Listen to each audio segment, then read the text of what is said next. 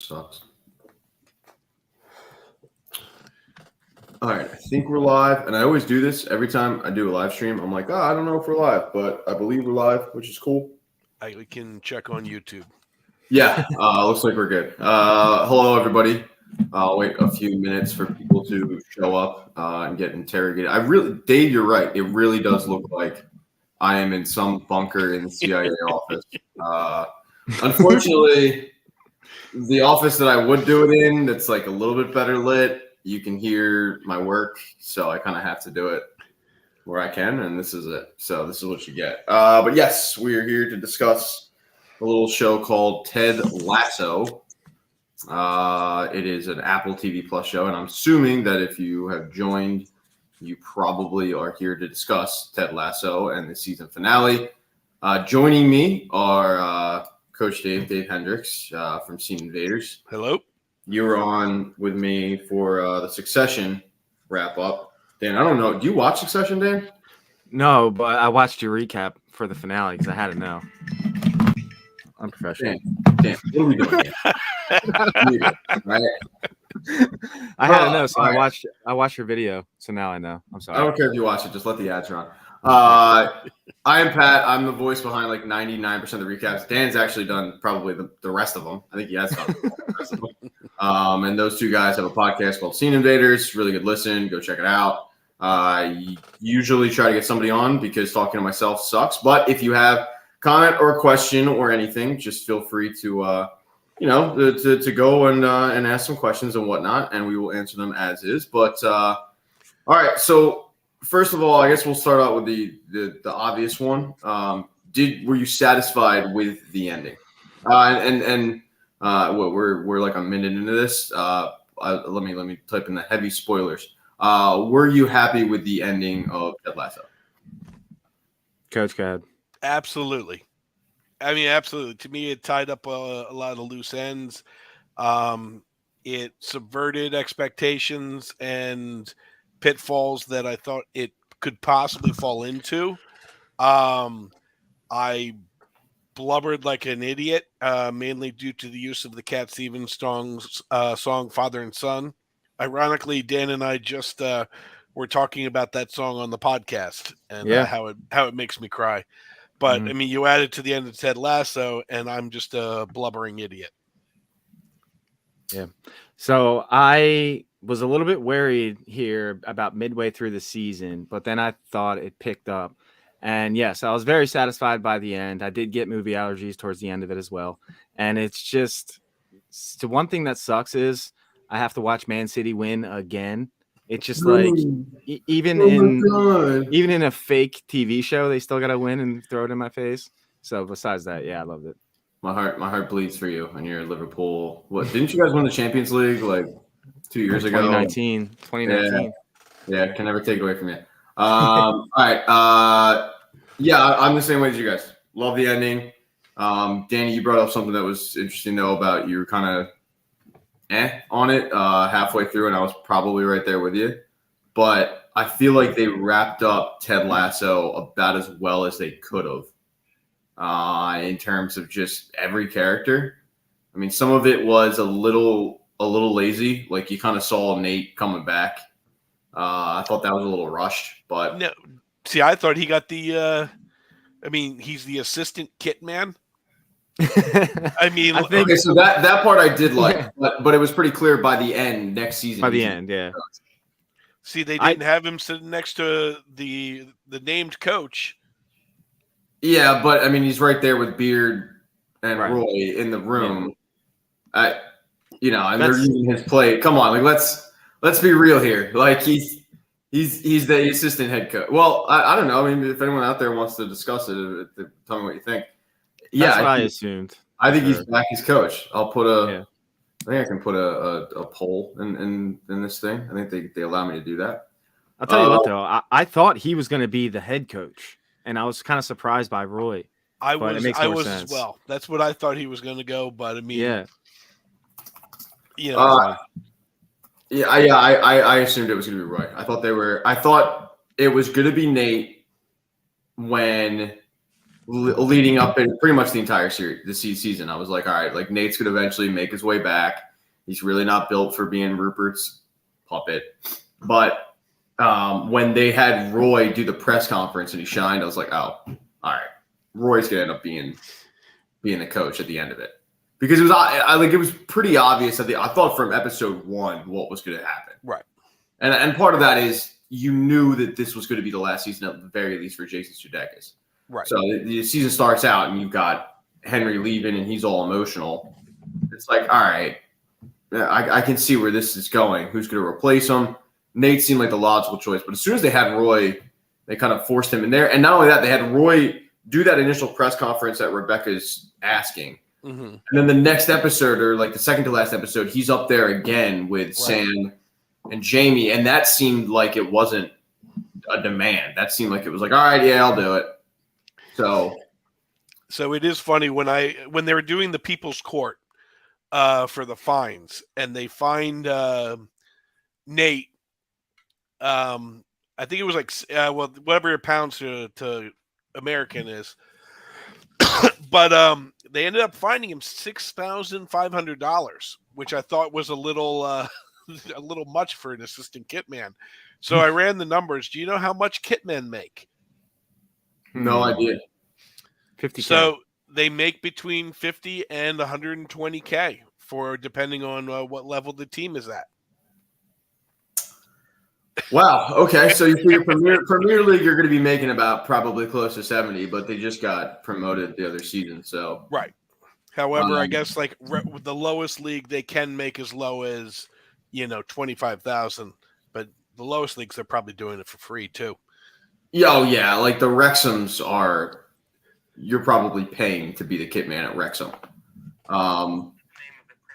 Look, what's going on? It's not me anymore. Dave.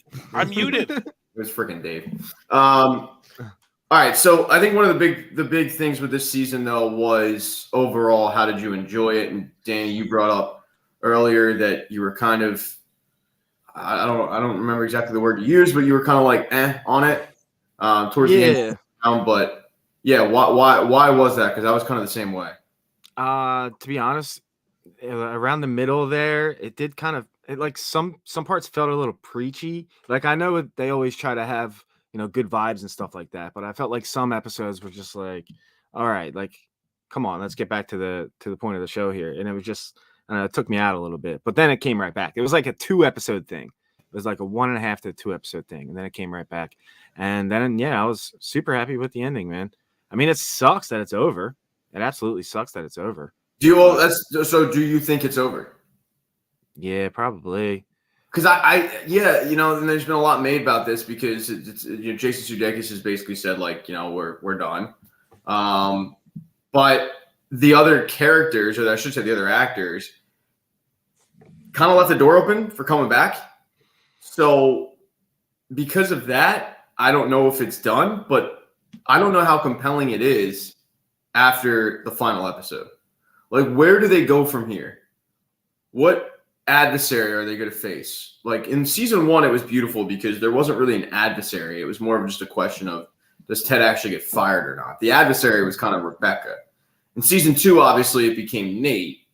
And in season 3, it just became the adversary was home and the draw to home. But without Ted coming back, and is the show based on just Roy running the team compelling? And where, like, what is he? What's the struggle? What's he going up against? They didn't really lay any groundwork for any adversary-ish thing that he would deal with in another season. So I do think it's over. But what do you guys think? Yeah, Coach, you're muted. Coach. Sorry, I think you could get the British style of a Christmas special, where basically they all come back and Ted comes and visits, or let's say they do an American soccer tour type thing where they come over and play American teams. Like, I think there's a couple different one-offs you can do to kind of get the band back together, but for the most part, they're not doing that long a tour. They're just doing a one show only.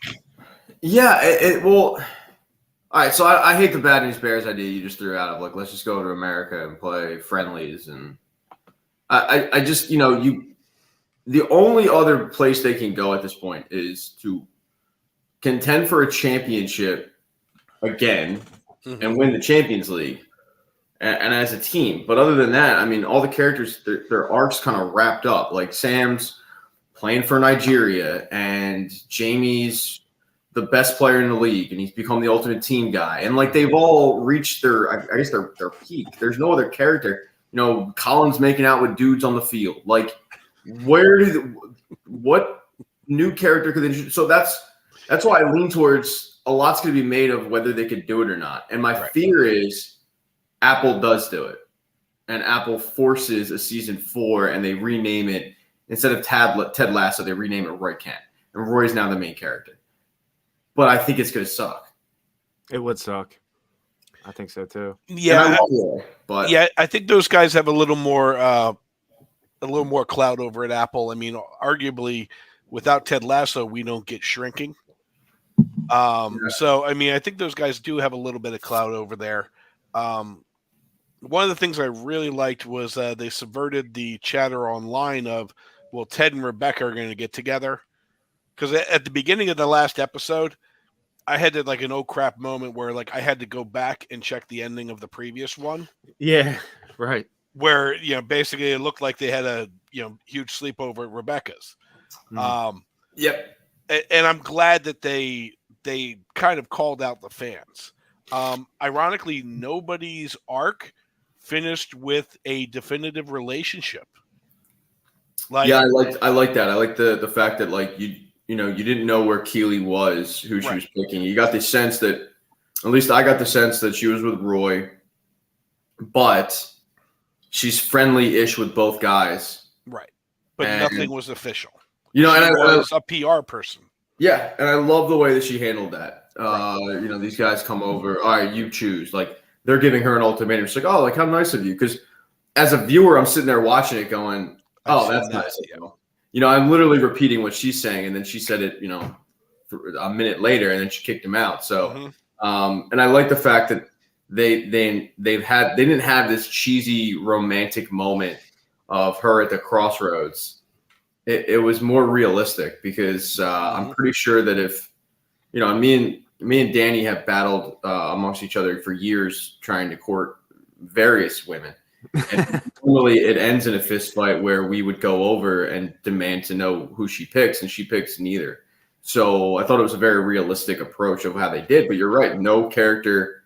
Rebecca, we're going to assume ends up with the guy. Rebecca, yeah. But like, still, you don't know. I mean, for all we know, they go to one date at Applebee's, and they realize they're just not meant for each other, and they decide to leave it there. I love the fact that Rebecca doesn't end up with Sam. Yes.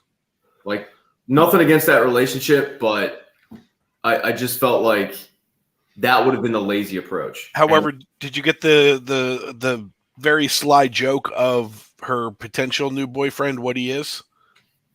I mean, a pilot? Well, he's the Flying Dutchman. Yes. Shout out Lebanon Valley College or the ghost ship that never ports. Yeah, I would go with the ghost ship, not the not Lebanon Valley College. All right, yeah, it's I definitely, and I don't know how you guys felt, but when she went to the medium or whatever, and she said, "Oh, you'll have a family," I went, "Oh God!" So her and Sam are to get back together, and she's gonna get pregnant, and it's gonna be an accident, but they're gonna stay to each other, and okay, and that's one of the reasons why I wasn't real high on this season was because of things like that. Like, I felt like they were getting a little lazy, and it turns out I was being played the whole time, which I ended up liking. But I do feel like this show kind of lost its way a bit. I'm not one of the, and I know this is like you guys know, like I try to stay away from the comments as much as possible, except in live chats. So if anyone has comments, throw them out there of how you felt. But in terms of YouTube comments, I try to stay away from them because usually, like, it's amazing. My eyes will find the one negative one. But the one thing I kept seeing when I would try to, erase the bell icon or whatever for notifications was the complaints about like how woke the show was. It was, I understand why they did that. Like, you can't just be sunshine and rainbows, and they have to tackle bigger issues. Mm-hmm. So my issue of the show wasn't that all of a sudden, it got all woke. Like, I don't care about that. I like the fact that they covered a gay athlete in sports, because newsflash, your teams have gay athletes. They just haven't come out of the closet. But I felt like what hurt the show a bit was it seemed like they were having long episodes for the sake of having longer episodes. And when this series first started out, it was half hour, feel good. Just, I could come out of it. I'm in a global pandemic at the moment. I can't leave my house, but I can at least feel good. And then once, the world started kind of healing from the pandemic, they started tackling harder shit's fine. But I just felt like it lost its way a bit just because the episodes were longer.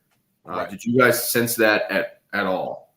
The Keeley relationship really just, like, I just didn't need it. And it didn't end up really, it doesn't help the character. It didn't help the story. It just seemed like filler.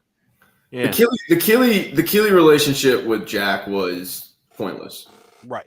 It was absolutely pointless. And I don't know if the writers were trying to, throw a red herring in there that, oh my God, Keeley all of a sudden isn't going to be with Jamie or Roy. She could end up being with this Jack. Like when they start hooking up, I just kind of roll my eyes. Like, really? Right.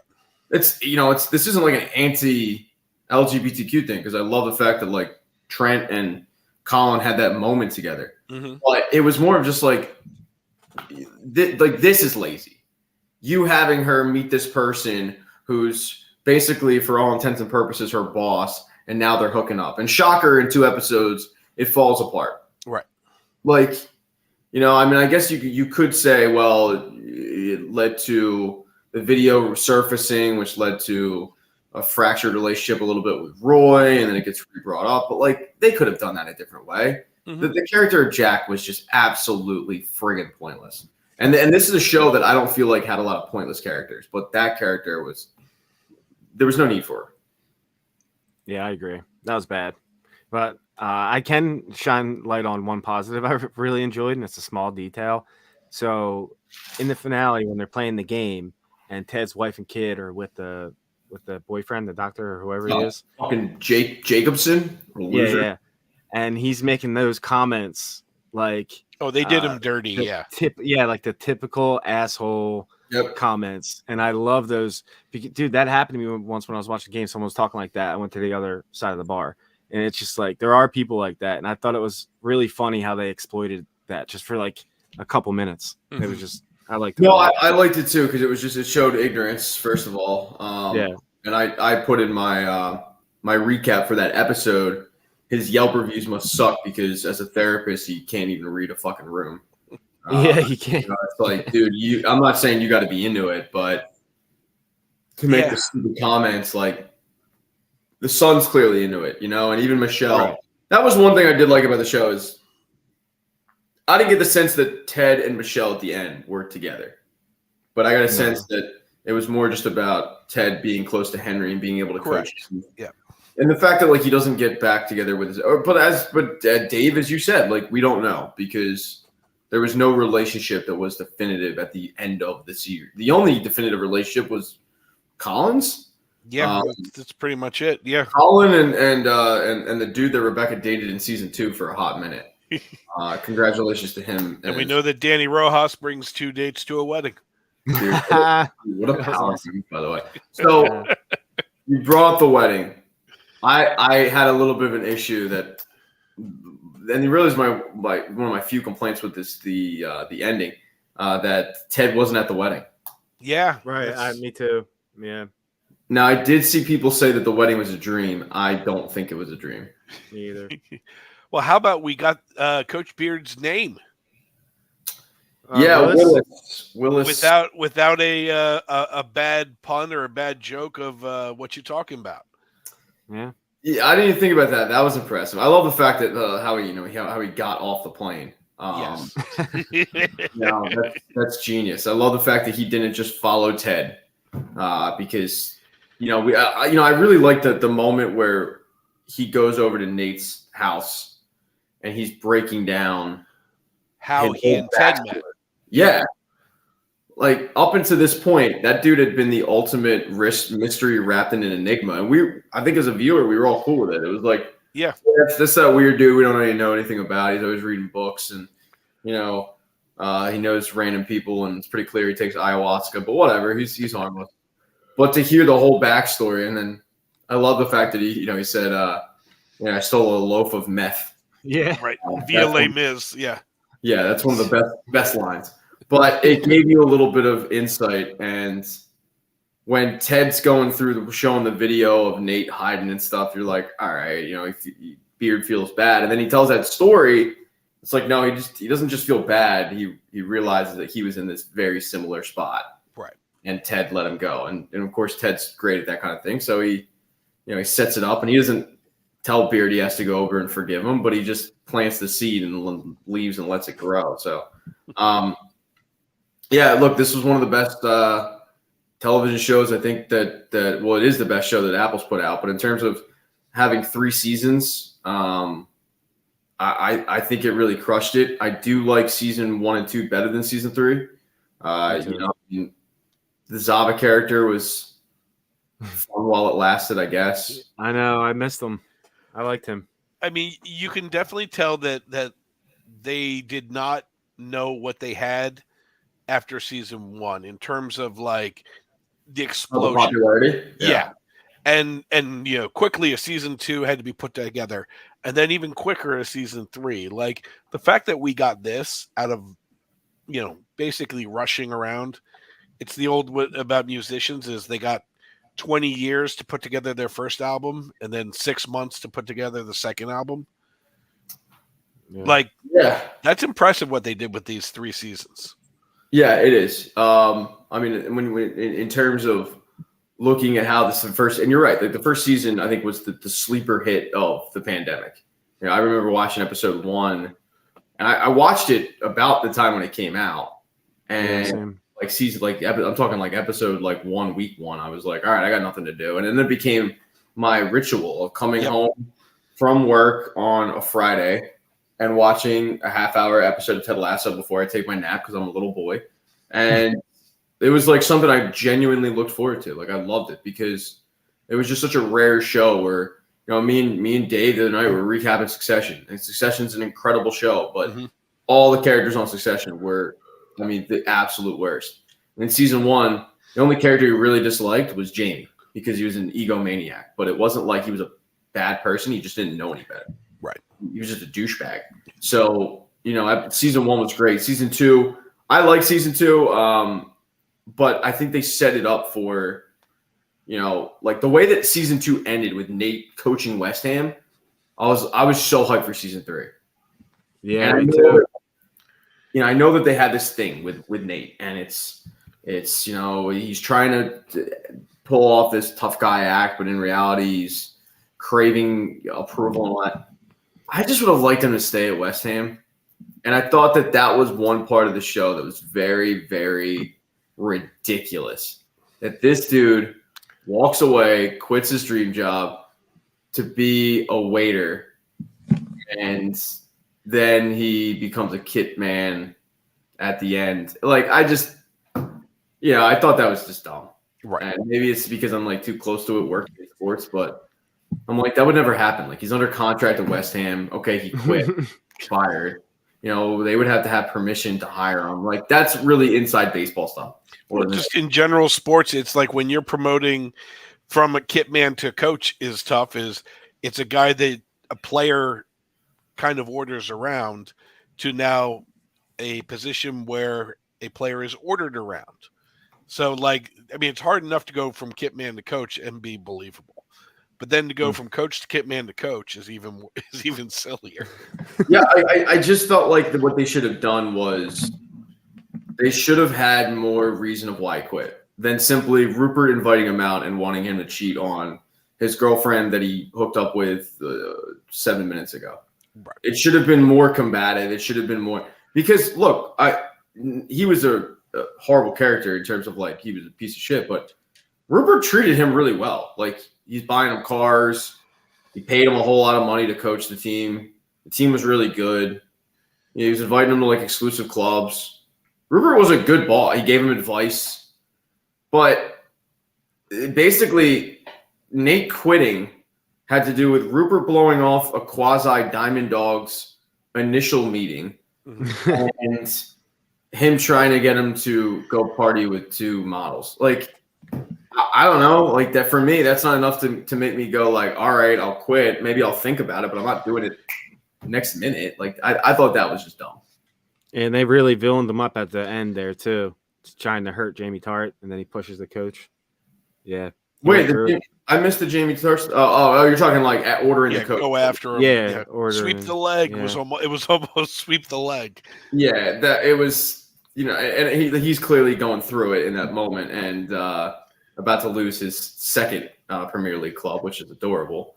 But yeah, the Rupert thing, when the 2 women show up at Rebecca's house, I didn't really know where that was going, and I didn't feel like that was explained enough either. Right. It's just like, oh, she's filing sexual harassment claim. Well, like, why? I mean, what happened in that relationship? That left a lot to be desired. So I just felt like this season was definitely ups and downs, but they had at least, Zava and Keely. I just felt like, I don't know. I just felt like there wasn't not Keely. I'm sorry, Jack. I just felt like there were 2 characters that were inserted because it was like, oh shit, we have 12 episodes now instead of 10, right, or 8. Like, we have to fill it with something. So let's take a complete ripoff over Zlatan Ibrahimovic down to the back tattoo.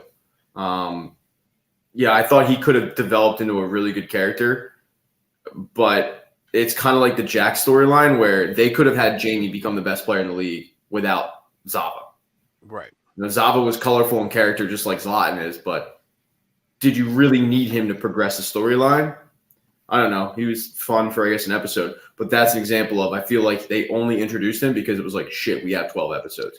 So let's make about this guy coming over and becoming available and whether we get him or not. Well, I think the Zava thing was also a little bit of misdirection by the writers as well of, when you're bringing him in, you think he's going to be this super overly eager, and listen, he is overly confident, but for the most part, he is set in good core values, is a good person for the most part. Like when bad things are happening, he's saying like, no, this is silly. And ultimately he saw the team becoming bad and left. Yeah. Cut and run and went to go be an avocado farmer, and it led to Jamie being, diving fully into this thing. And it's amazing how, I guess Jamie needed a competition on the team or whatever, but I'm sitting back going like, at Man City he wasn't the best player, so why did it take Zlatan coming in? And I guess it was the fact that like he had teammates idolizing him. Danny Rojas clearly loved Zlatan. Yeah, one of my favorite little Easter eggs was the posters on Jimmy's boyhood wall, which was the Roy with hair, Roy Kent with the fro, and then opening the door and Keely holding the soccer balls. I mean, there's a lot of great little callbacks and Easter eggs in this episode, from the fake play that Jamie refused to do in the first season. That was cool. Screaming barbecue sauce as the goal goes in. I mean, there's all these great little nuggets. I mean, I think you can actually go through this episode a couple more times and really still enjoy it and look for little things. Yeah, and that's why I think it's done. That's why I just think that, like, because of all these little callbacks to the previous seasons, I think that's why Ted Lasso is wrapped up at this point, and it's probably right. But what character was your favorite? And I'll end up putting a poll up for that. But what character do you guys think? Because this thing, the show was filled with so many damn good ones. That there was a lot of like, and I saw it. I'm gonna do a YouTube short or whatever on it of like facts about the show. Mm-hmm. One of the facts that I saw was whatever website tracks popular names.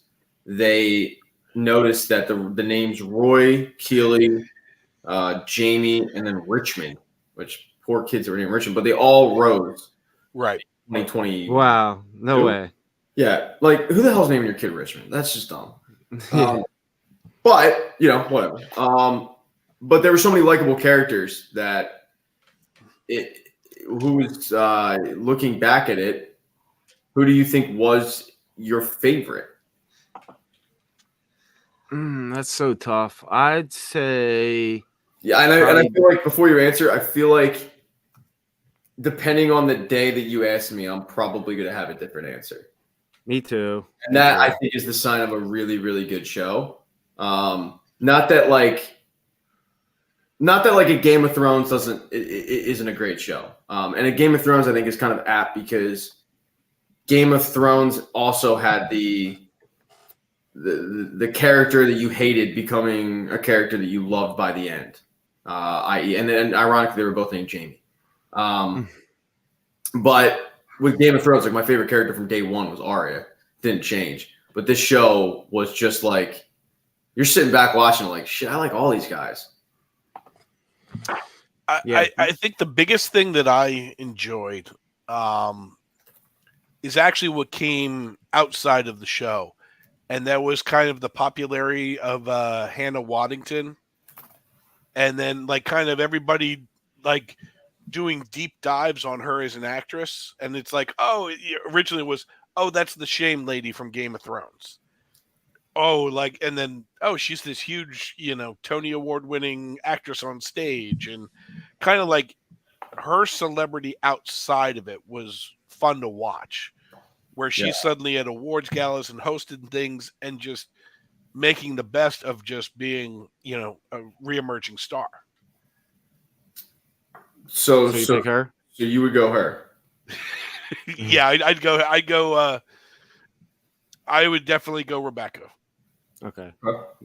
Mine is my top three are probably Roy, Jamie, and Beard, but I think I'll give it to Jamie based off of the season 1 interaction when they're deciding between a lion and a panda or whatever, and he says, "I'm me. Why would I want to be anything else?" And then Ted goes, "I don't think you understand how psychologically healthy that is."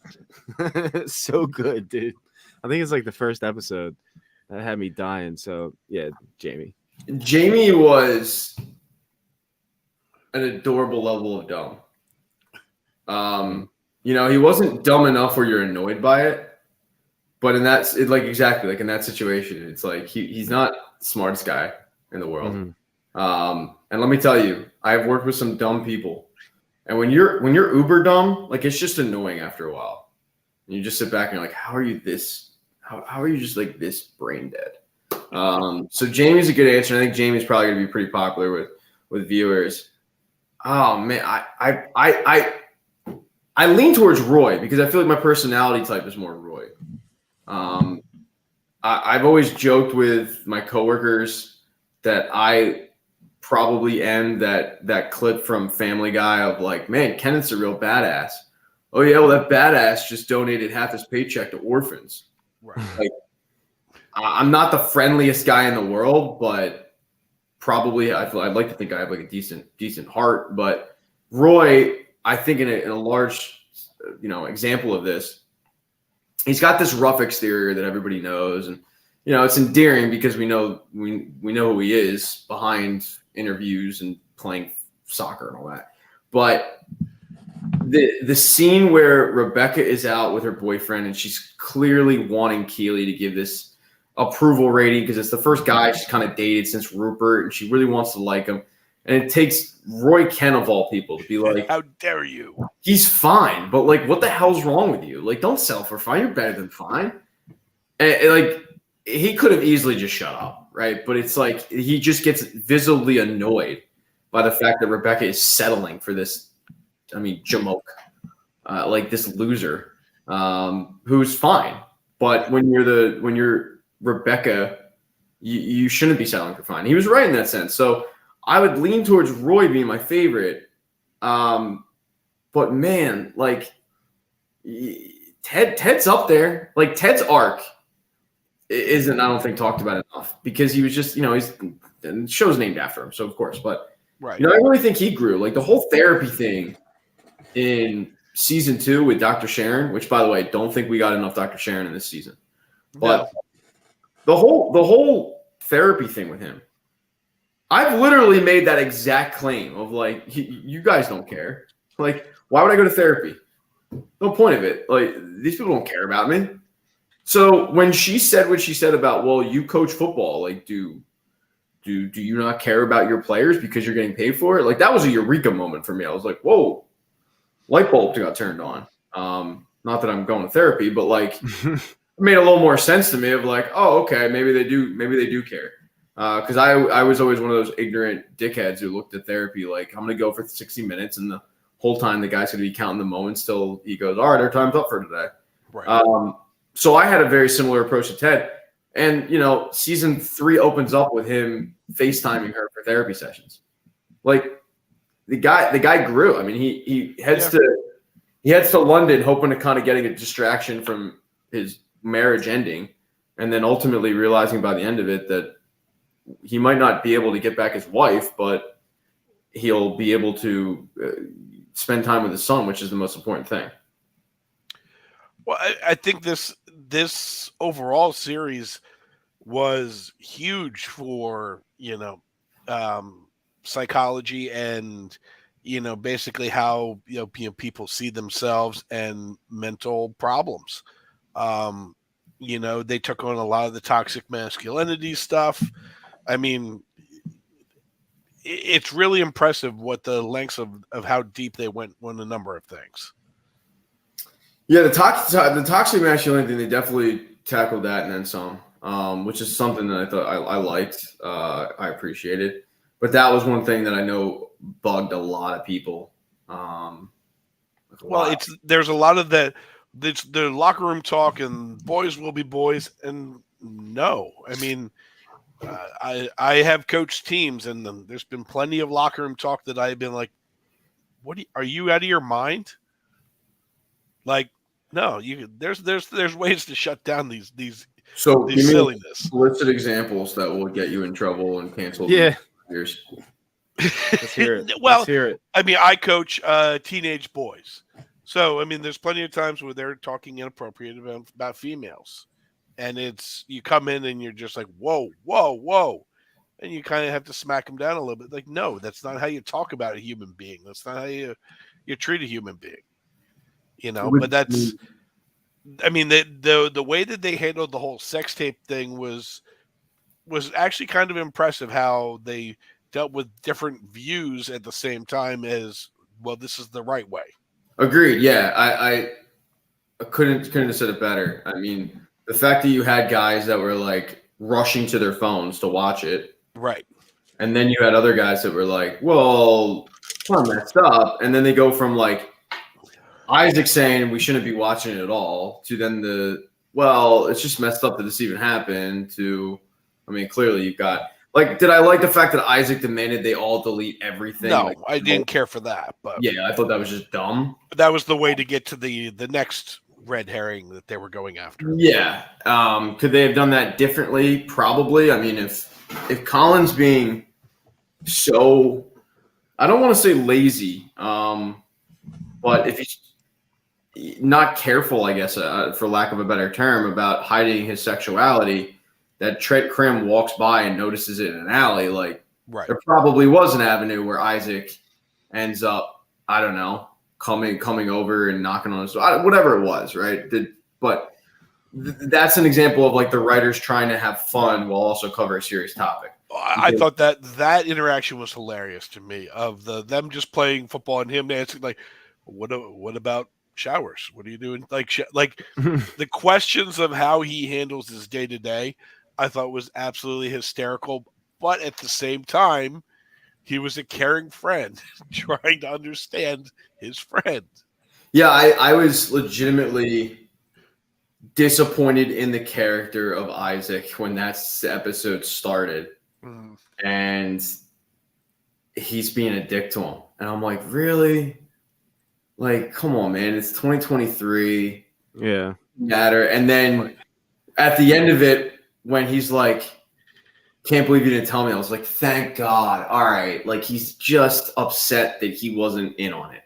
Right. And, I think it was a big relief for Colin, too, of like, all right, I got my friend back and explaining to him. But you're right.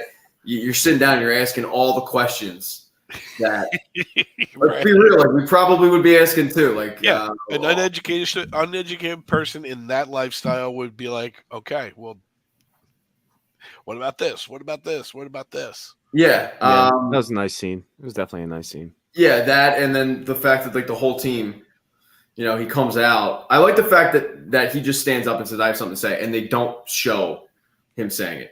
They come back, and it's implied, and clearly he did, but it's just implied, like, all right, he came out to the team. And everyone's like, yeah, all right, whatever, like, cool. Because I would like to think that would probably be, today for a team that has what Premier League rosters are what, Danny? Like 20 guys? What, on the probably about 15, then you got 5 reserves. Yeah. All right. So like for like 15, 20 guys, like football's, and I'm talking like American football's a little different because you got 53 guys in there. Someone's going to be a little uncomfortable. I mean, my college roommate, oh my God, the guy was like terrified of seeing a dick that wasn't his. But yeah, like in that sense, I'd like to think that, that would be the reaction of like, all right, dude, whatever. Like, we've been playing with you long enough. And I thought Colin's character arc too came along of kind of being shit on by Nate in season 2 and being a backup for, I don't even know if he was a starter in season 2. Losing his spot though in season 3 to Zava when he comes in and dealing with losing his spot, but also hiding this secret. And then by the end of it being a real pivotal key player for the team and, being comfortable enough to just make out with his boyfriend after they win the final game. That was, to me, that was pretty cool. But what character arc do you guys think was the most impressive? Impressive? Yeah, the one that you were, most impressed with. I don't know. I don't want to say Jamie again and just keep saying him for every answer, but I really liked his. I think Roy, actually. I'll go with Roy with this one because he went through a lot in this series. And I was kind of upset he didn't get, to be with Keely at the end because he really wanted that. But we don't know. We don't know. Well, yeah, that's true. I loved his frustration in the last episode where he finally, can I be a diamond dog? And, he asked that question, and it was, I've been working so hard on myself this year. Why am I not different? Why am I not, it's he didn't see how far he is come. It's, in his eyes, is complete. He's seeing completely different than what we're seeing from episode 1 to the end. He breaks up with Keely, realizes a mistake, tries to get back with her. Right. And it doesn't work. He doesn't have that instant gratification of like, oh, okay, she took me back. Right. So he's like, shit, like, did I even change at all? I mean, I tried to work on myself a little bit. And I liked the fact that you had Trent and Nate give completely different answers. Right. I like the fact that and you're right. I mean, I probably would pick Jamie, but the Roy character going from a grizzled vet player that didn't really want to mentor anybody to ultimately being an analyst, to being a coach, the relationship with Keely, the relationship with Jamie especially, Dude, one of my favorite parts of Roy is how obviously he says whistle when instead of using a whistle, but he says it in the tone of how that whistle would have sounded. Because he was like, whistle. Yeah, I didn't think about that. That's a really good point. I'll tell you one like minor thing that annoyed me with the final episode. Very, very minor. Those 3 supporters that are at the bar every time I go to practice, dude, someone's got to give those guys tickets. Like, yeah, they're buying a billionaire their lunch. Great. Yeah, like they have a chance of clinching the fucking championship, and they're watching the bar at May, or they're watching the game at May's bar. Come on.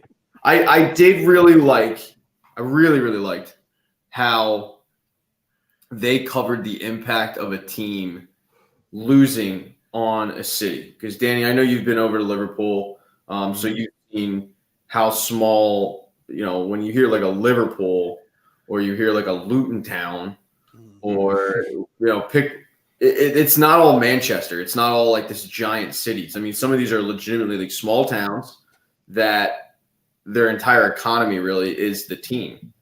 And I thought Welcome to Wrexham did a really good job with that. The show that really, really shined a light on it for me was Sunderland Till I Die, the Netflix series, because Sunderland Till I Die, they had just gotten relegated from the Premier League, and they went into, hey, because we got relegated, we're not getting the ad revenue and the TV revenue and all the shared revenue. So we had to lay off like a quarter of our staff. And that's a quarter of the jobs lost in this small, tiny town of Sunderland. And it literally affects everybody. It affects the bars like Maze, and it affects the jobs of people in the stadium that you don't see. But I just like the fact that when the team was going through it, and, Roy, being an uneducated American, is like, what the hell's wrong with you? She's like, well, nobody comes to the bar when they're losing, Roy. Like, we don't sense that. I mean, we're all from Philadelphia, which is a diehard sports city. And shit, it's been 3 weeks and I'm still going through with the Sixers. But, like, that's not stopping me from going off to an Applebee's. Right. But in these small cities, it's like, dude, they live and fucking die with this shit because it literally affects their well-being and their way of life. So, I really like the fact that they covered that aspect of English soccer. It just happened too.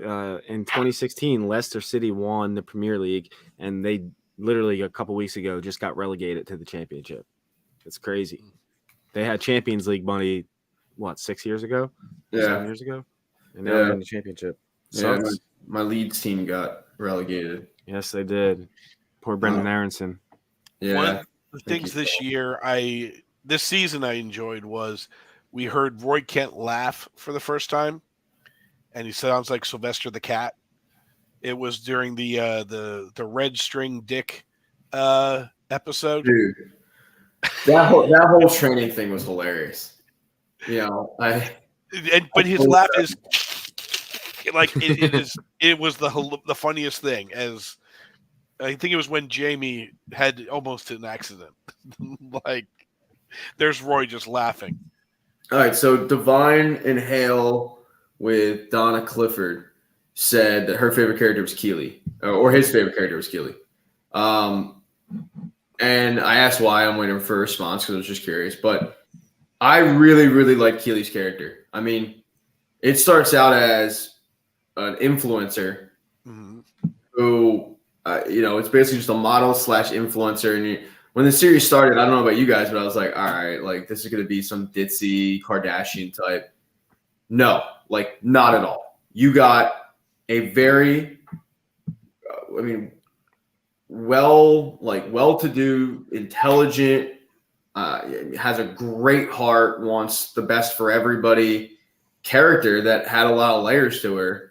That wasn't just a model. But I like the fact, too, that they kept hearkening back to that with every place that they went in a hotel. There's Keely. Right. Welcome talking to Amsterdam. Yeah, exactly. But, I mean, she goes from being an influencer to being a PR guru and becoming really good friends with Rebecca, arguably her best friend other than Sassy. So right. I really enjoy the fact that they didn't just have some ditzy hanger-on girlfriend, but it was like, no, I'm a person, too, with aspirations and goals, and I just like Jamie because he's hot, but I really enjoyed Keely's character. I thought she was awesome. I thought Juno Temple killed it. But it was just a character that you wanted to root for in every aspect because she was awesome. Like, she was a good person.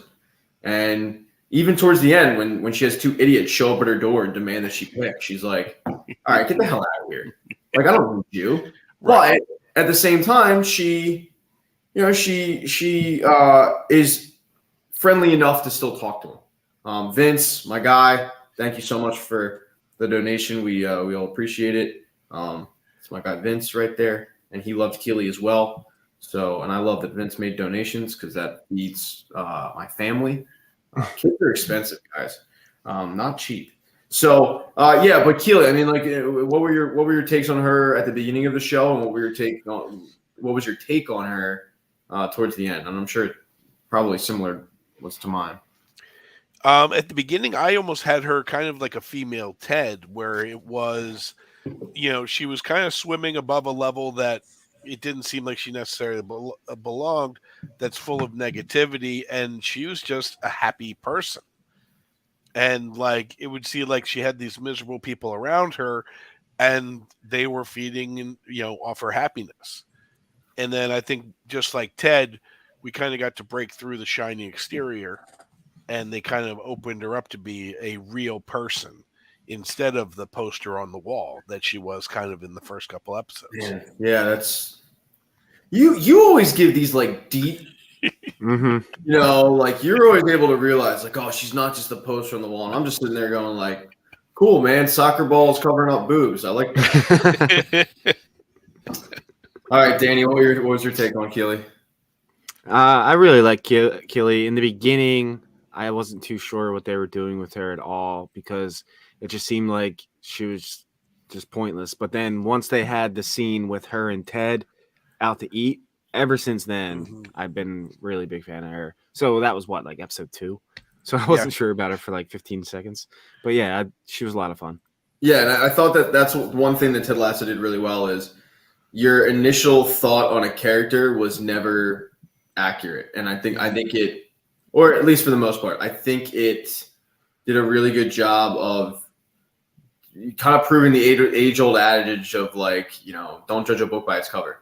Because Ted is the ignorant American who, and I know it's something that I brought up in the season 2 live chat, but my favorite thing about this show was the fact that they could have easily done the lazy tropes of an American in London with, a Western accent and just being obnoxious. And he wasn't, right? And they bring him over there kind of thinking he would be that. He's not that at all. Roy has this rough exterior, but he's got a heart of gold deep down. Keely, you think, is just going to be a ditzy influencer, and in reality, she's got tons of layers to her. Rebecca goes from just inheriting the club to, this soul-searching mission of how to get over her ex-husband, who she hates, but she also can't get over the fact that she fell for him in the first place. Like, there were just every damn character had either career aspirations outside of what they were doing, or they were just deeper on the surface. Sam is another example of that. Sam wanting to open up a Nigerian restaurant, doing it, having success with it, but still having the wherewithal to go like, I want to be on the Nigerian national team. That was one thing that I think the show just really, really flourished at. Yeah, I mean, they each character did a great job of like shaking off the general judgments that we would put on a character like that. Just like, Rebecca was a trophy wife who became known as a divorcee. And that's kind of, she took she took all the money and all that. And now how does she live her life? And then they just started stripping away. I loved what you said about Ted, where he could have been a stereotype like the bar that he went to in season 3, where they were trying to stereotype Americans. And and it's funny, Ted's just not even understanding half of their slang. Yeah, exactly. Like, I love the fact that Ted is in Amsterdam looking, and because it's something that I would do. It's like the comfort level of like, where can we eat? Is there McDonald's around here? Where's Qdoba? Yeah, exactly. And he picks this American, and Beard's like, I think we can find anywhere up there. And he comes back as what was he? Piggy Stardust. Piggy Stardust. Yeah, I mean, hilarious. Right? But even he had layers that we didn't know about that are revealed in the second to last episode with the whole backstory of how he met Ted, which is what we referred to a little bit earlier. If anyone missed it, but that was something of like, oh shit, like he wasn't just his assistant coach forever. Like he had a life before, and how they play football together, and he had this past, and so it gives you a little insight to like Ted's always been like this. Before we get into the relationship with Ted and the deeper stuff, Jamar Bauer said, I love they made a way to deal with things going on right now, but also not throw it down your throat. And to Jamar's point, I think an example of that is how they dealt with Colin coming out, where we're all going to joke around about everyone's got to delete your nudes from your phones.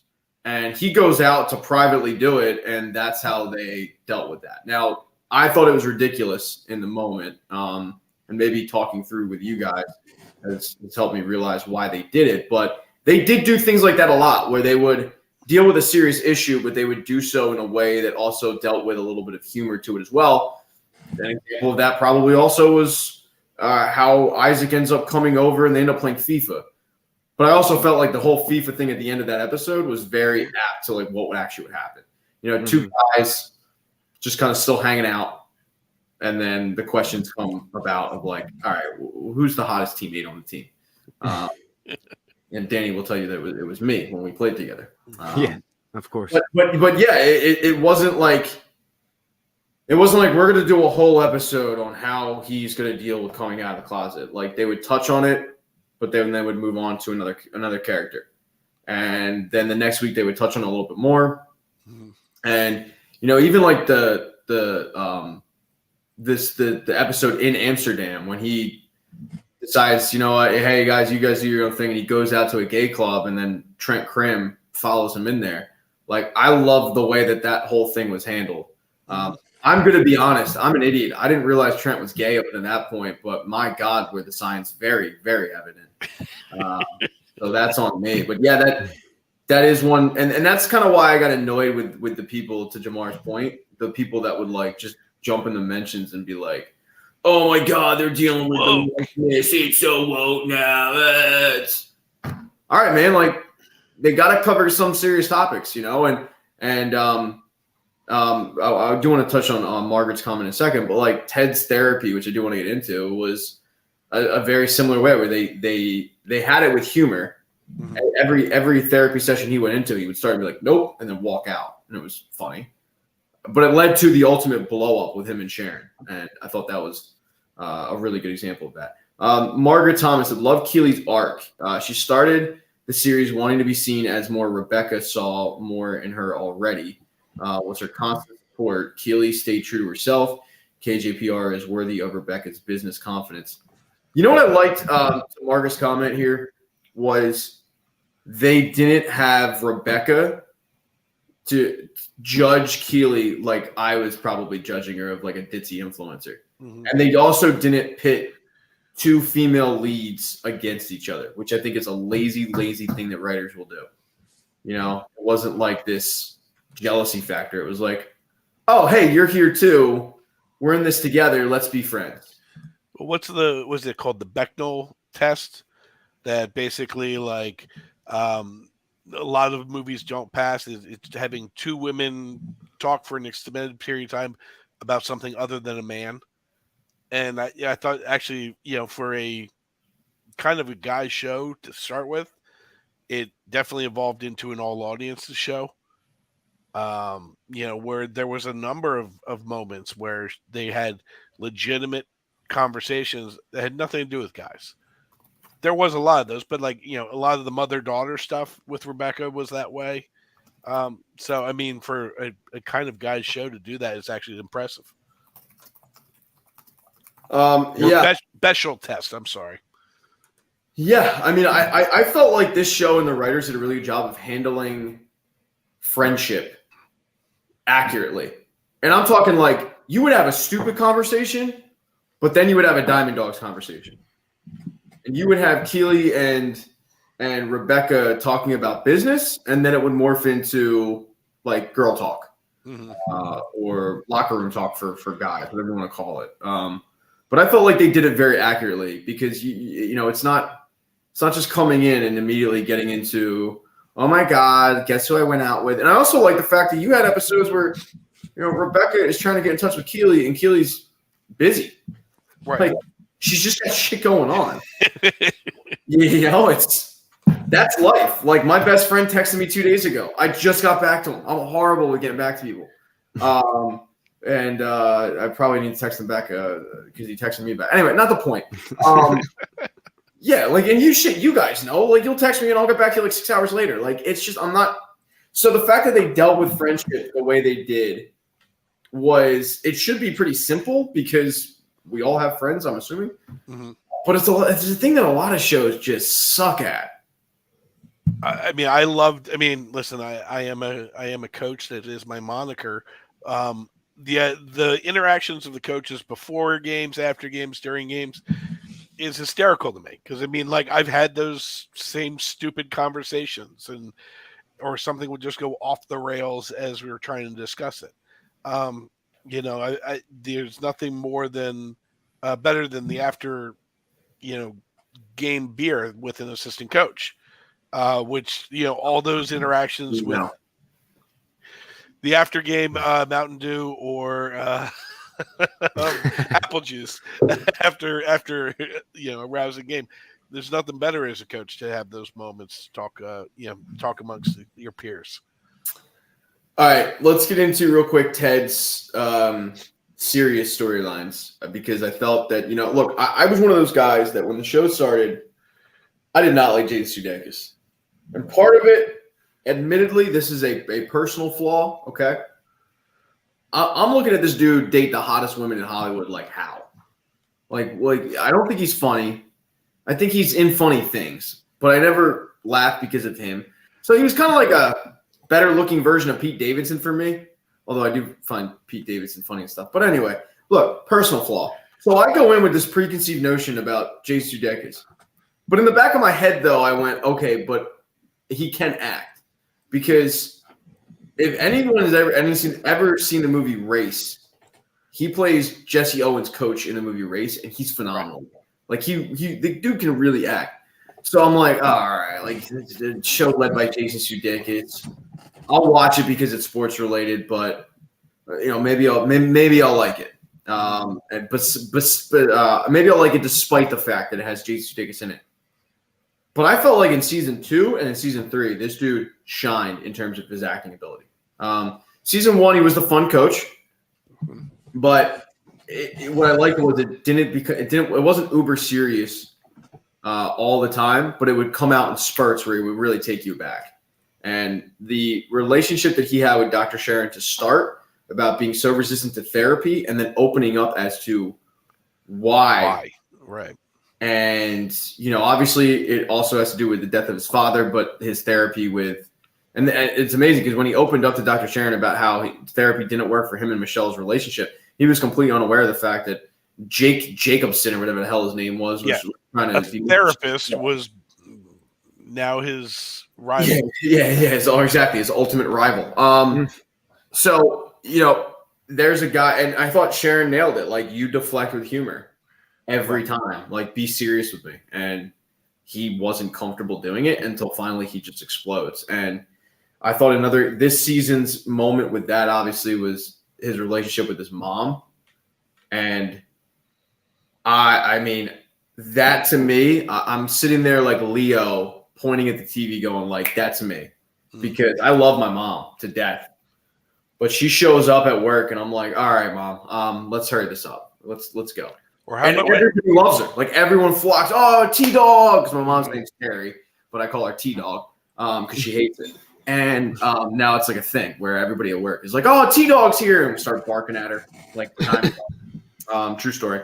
Or when he told off his ex-wife. I mean, that was harsh. Like, I was a little at back when he was he basically cursed her out. Like, that just wasn't fair of you.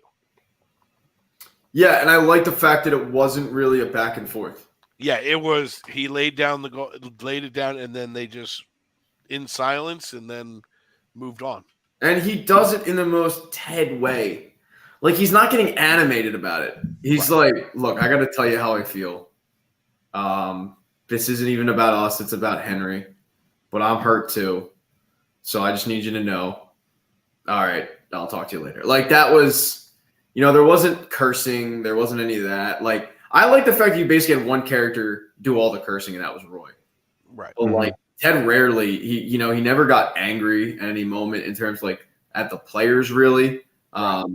So, the relationship, though, with his mom, I mean, when he has that breakdown of I'm scared of losing him. And when she says, your son misses you, like, dude, that got me. Yeah, I felt something there. That was like, oh shit, like, Right. because I mean, Ted knew it. He felt it. Like Henry's acting up at school and all that, but his whole breakdown of like, you don't think I know, and I'm scared of losing them. And she just to remind him, like, well, Ted, like, eventually, yeah, they all go off and become English soccer coaches. Like, you're gonna lose your kid. It's gonna happen. Like, he's Right. gonna go and live his life, but you gotta enjoy the time you have now. I thought that was a really, really like, powerful scene. His whole relationship with his mom. She's making him food. They're laughing 1 minute, but then it's like, why haven't we ever discussed what happened with Dad? And yeah, I mean, the way that the show did serious moments was, I feel like, the poster child right now for how to shows that are aiming to kind of be a Ted Lasso-esque show. Like, that's how you do it now. Right. You don't just have this like uber serious 45-minute thing. It's like, we can do this in 8 minutes and still have you feeling pretty good about it, because at the end of that whole conversation, Ted and his mom are laughing and sitting down for dinner. And there's a way to do it without being awkward. And like a lot of shows, when they really try and take on a serious topic, you can kind of get douche chills, or like it's just like the old 80s, a very special Fresh Prince. You know what I mean? Like, they were able to do a very special episode without calling it a very special episode. Yeah, you're right. Because there was just so much other things going on, and Vince Pellegrini pointed out, like, I also like the fact that when Ted had that conversation, he's not trying to win Michelle back. Yeah, it's I think deep down, like, Ted would love to have Michelle back, but he's also recognized the fact that, like, it's not probably going to happen. They're just they're meant to be friends, but that's about it. And he realizes in the moment, like, I got to just be there for my son. So, I mean, ultimately, I like the fact that the show wraps up with them winning the final game and not winning the championship. I mean, I kind of would have liked it had they lost. Yeah, if I'm being honest, like, lost the game. And then I thought a better ending would have been, and I didn't have a problem with the ending, let me just say, but I thought a better ending would have been, they botched the final play. West Ham goes down and scores in the final minute, and they lose. And as they're walking off the pitch, like, everybody gives Ted a standing ovation. Like, that is a minor complaint that I would have fixed, but once again, like, super minor complaint. Well, yeah, you're trying to thread the needle between a Friday Night Lights, a Rocky, and Rocky 2. Like, how do you get them to win but not win but make everybody satisfied? Yeah, and I think they did it perfectly, because that shit, how it laid out, happens. 2007, the Phillies and Mets were down to the final day of the season to see who won the division, and I think the Phillies started at 1:30 and the Mets started at 1 o'clock, and it was like the Phillies are sitting there playing the game, watching the scoreboard the whole time. And I like the fact that it was like, phones are going off and getting that moment was great. Of like, the crowd, what happened? Oh, the score of the other game happened.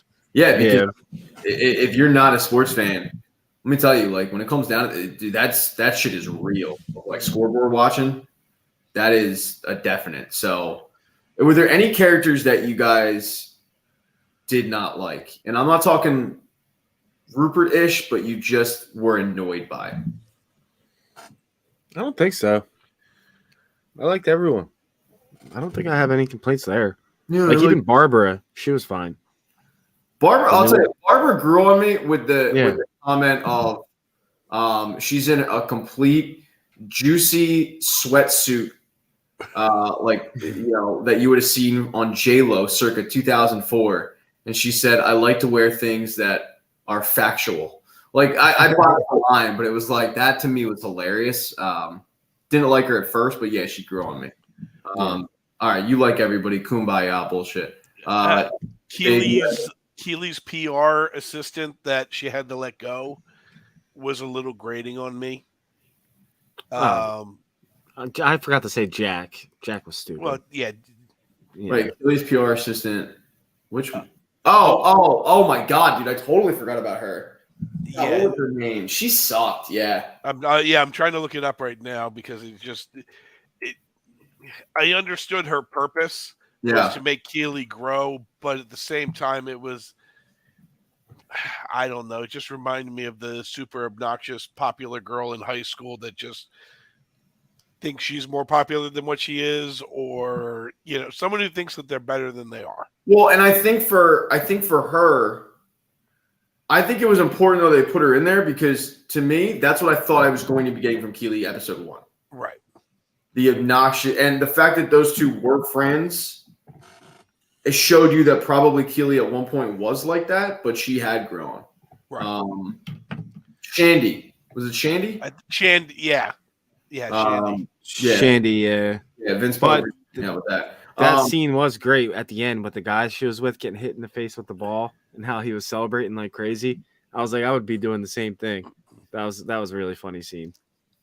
I liked it. Oh, focused evil Danny Roja did make me laugh. Oh my god, dude! Yeah. That whole relationship with Zorro or Van Damme, that could have been so bad, and I don't know why. Like, honestly, it's pretty hokey, but at the same time, it's so great. Like, all right, let me ask you this then, and to answer my previous question. So we wrap it up a little bit. Wasn't a huge fan of Edwin Akufu. I just felt like it was a little too much. I like that actor too. And I just who's in everything, yeah. Yeah, I do like him, but I just felt like it was a little too ridiculous. Minor thing. But in terms of the minor character, because we've done the favorite character you like. Jamie right now is in the lead with 33%.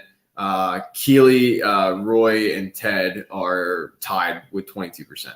But in terms of the minor character that you liked the most, who was it? Minor that you liked the most? Season 1, it was Trent Krim. I just the way that they used that character season 1, I loved Trent Krim. That's a good answer. I was good with how they added him to the thing, but like then it was more, Danny Rojas kind of was my overall, he's the golden retriever that just is always happy. So to me, it's between those two guys. Vince commented Isaac. I don't know if I could count any of the players to be minor, but I guess they could be. Right? No, I think a lot of them are minor. Yeah, that's true. How do you spell Portrayal? Anyone know? Portrayal. I don't know. I'm replying to Margaret's comment, and it's botched. But whatever. Keep going, Dan. So let's see. If it has to be one of the characters, you know what? I wish Jan Maas got more screen time. It's kind of the opposite of your question, but I really liked him. Jan Maas, the Dutch guy on the team. Oh, I hate him. You did?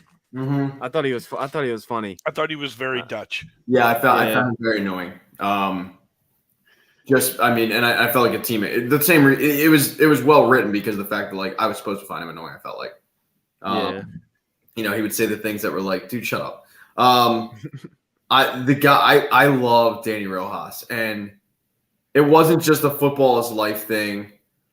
But I think what clinched it for me was, Dave, what you talked about in terms of the playing for your country, and just being like, I will run through you.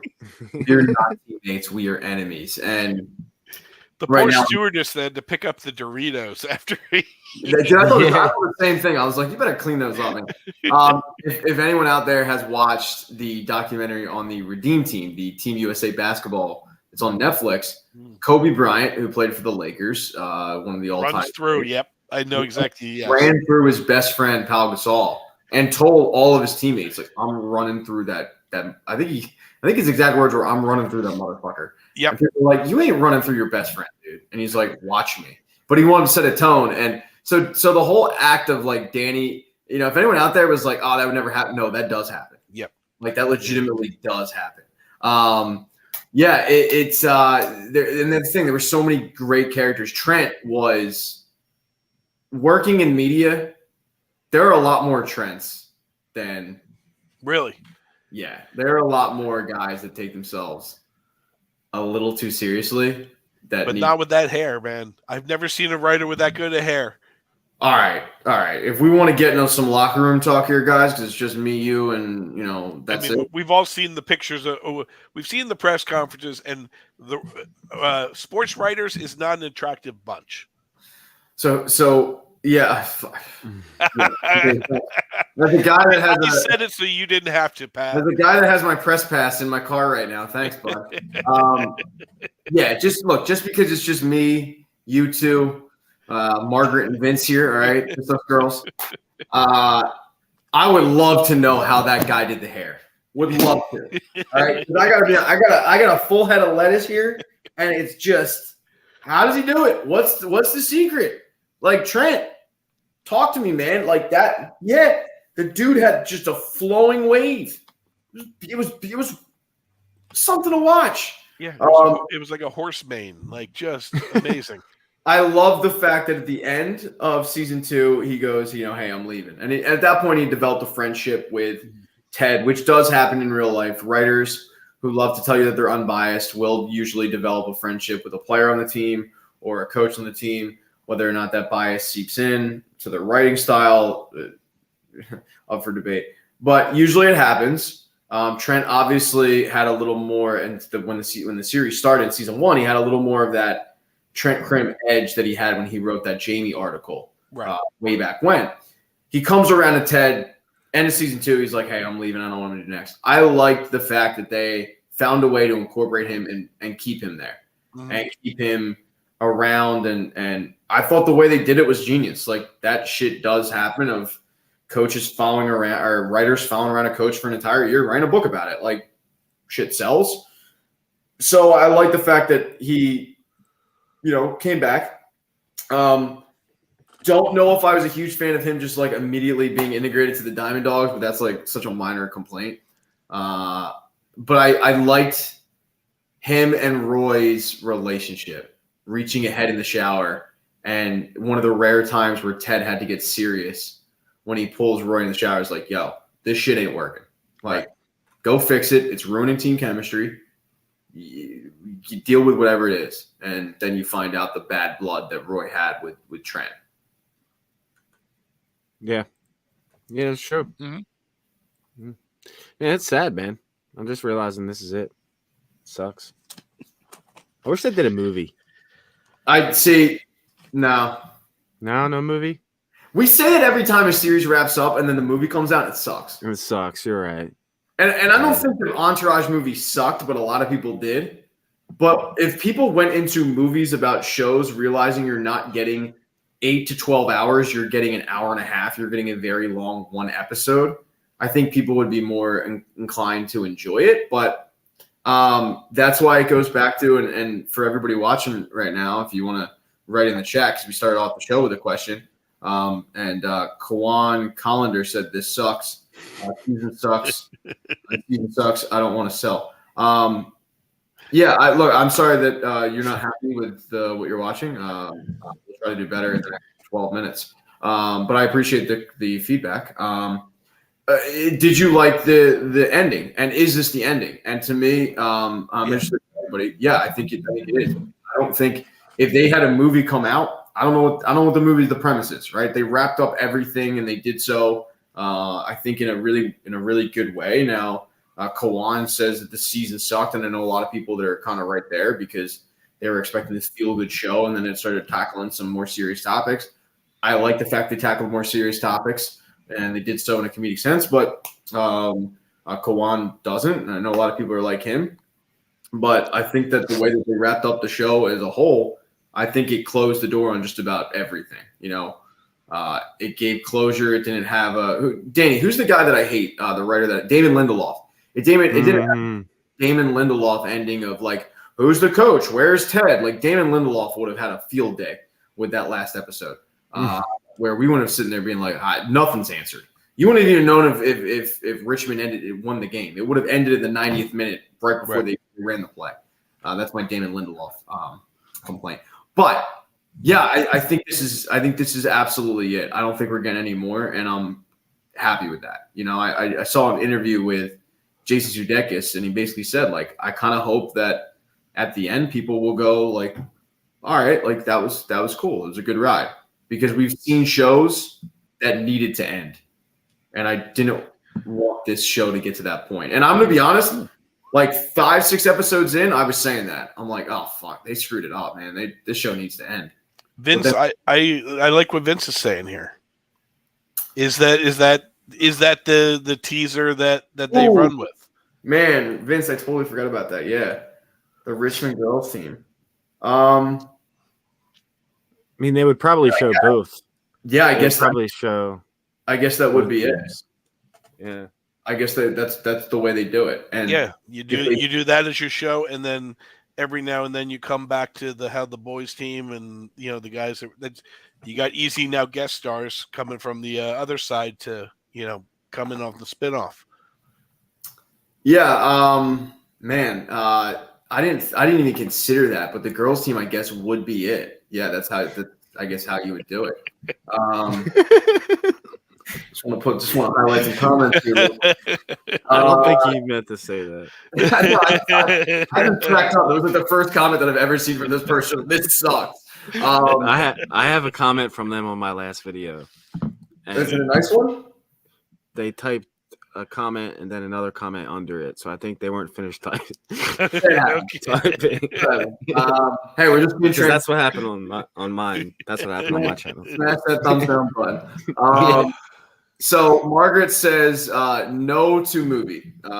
See Downton Abbey, great example of what you were describing. If something else happened, it's a spin-off. X example, Richmond with Roy Kent, the women's team. The women's team is a really, really good idea, Vince, that I think if they do come back, they'd have to explore that. And what I'm worried about is if they wrap up with this, I'm completely okay with it. No problems at all. Happy with the ending. But I guess I'm worried that we're going to be going down a Fast and Furious road of, hey, we wanted to Roy Kent in space.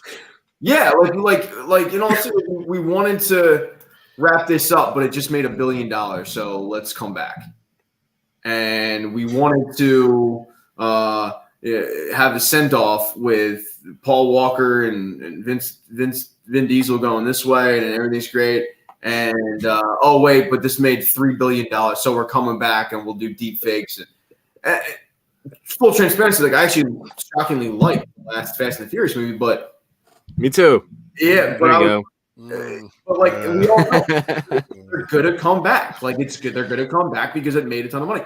So I guess I'd be worried that Apple would kind of do the same thing. I mean, they've kind of been beating the morning show. The dead horse that is the morning show. I like the morning show. You didn't like the last season? The last season, it's all right. We get it. Like, I don't know.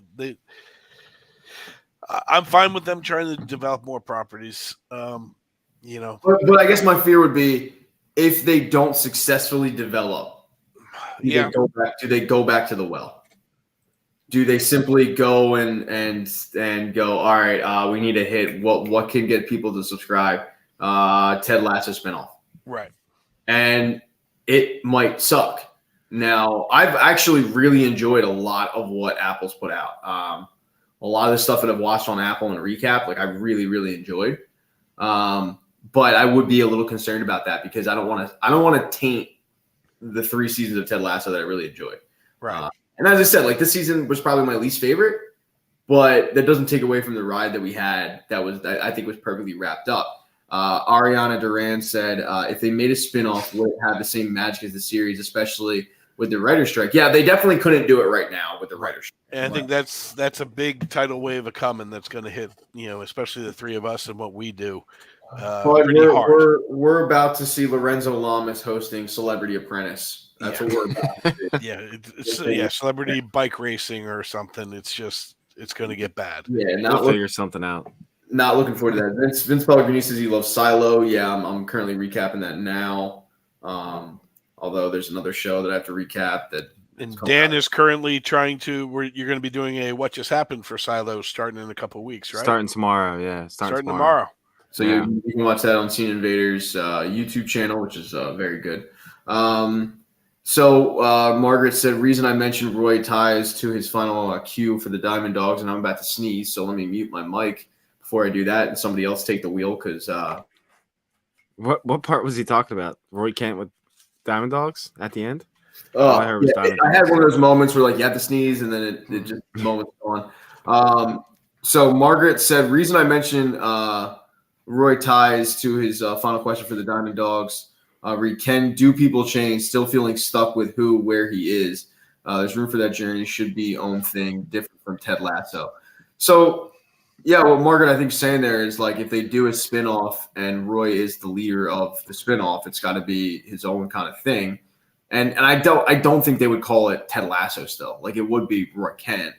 I personally would prefer Vince's idea of if they're going to do a spinoff, you have a women's team that interacts with Roy and Isaac and Van Dam. Like they're there. Right. A lot of these Premier League clubs do have women's teams, so that I think would make good sense. And the drama that would take place or whatever. But I think the magic of Ted Lasso was the fact that you had a coach that never coached soccer before coming over. Like that's the initial draw. How's this dude gonna handle it? So I don't know if they would be able to capture the same magic, and I lean towards no. I don't think they would without Jason Sudeikis. No shot. I'm sure they could. I mean, there's ways to do it. I mean, I think she's a little old for the position right now, but someone like an Amy Poehler type can come in and kind of be that similar type of thing. Oh, the coach for the women's team? Yeah. That'd be funny. Yeah.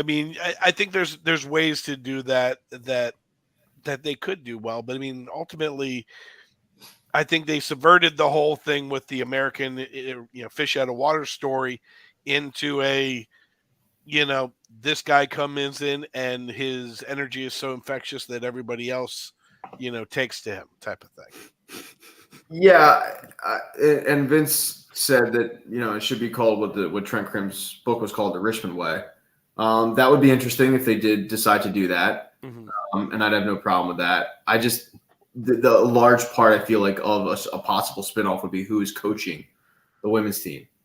And if they botch that and they don't get it right, then they're screwed.